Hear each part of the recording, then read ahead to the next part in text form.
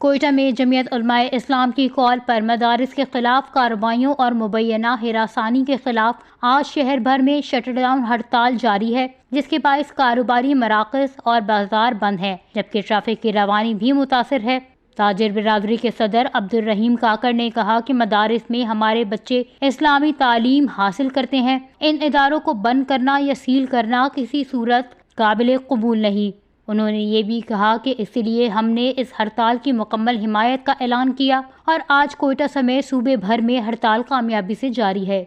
جماعت علماء اسلام نے علماء جو کل شہید ہوا ہے ان کے خلاف اور اس کے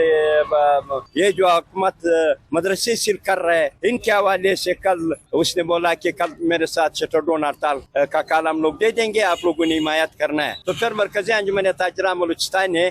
جماعت علماء اسلام کا اس شٹر ڈاؤن ہڑتال کی حمایت کر دیا، اور ابھی شکر الحمدللہ تمام دکانداروں نے رضاکارانہ طور پر اپنا کاروبار بند رکھا ہے، کیونکہ مدرسے جو ہے یہ ہمارے جو غریب طبقہ ہے، جو غریب علاقے میں جو غریب طالب علم ہے، وہاں یہ جو ہے یہ مدرسوں کا رخ کرتا ہے، وہ مدرسوں میں ایک اچھا علم بن جاتا ہے۔ تو اس لیے لوگ جو ہے ابھی مدرسوں میں بچے داخل کرتا ہے، تو ابھی یہ مدرسوں کو سیل کر رہے ہیں۔ اس کا کوشش ہے کہ مدرسے بھی ہمارے پاس آ جائے، لیکن یہ غلط ہے۔ آج آپ دیکھ رہے ہیں کہ پورے کوئٹہ شہر میں اور پورے بلوچستان میں تمام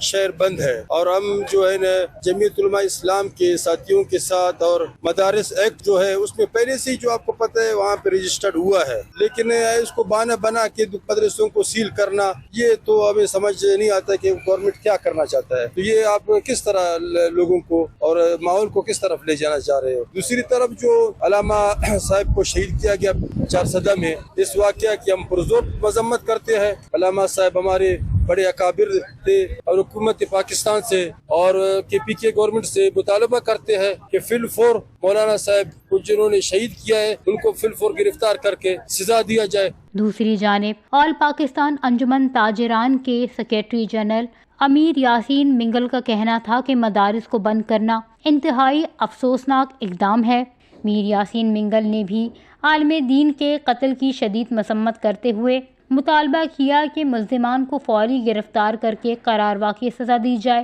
تاکہ آئندہ ایسے واقعات کی روک تھام کی جا سکے۔ وش نیوز، کوئٹہ، بلوچستان۔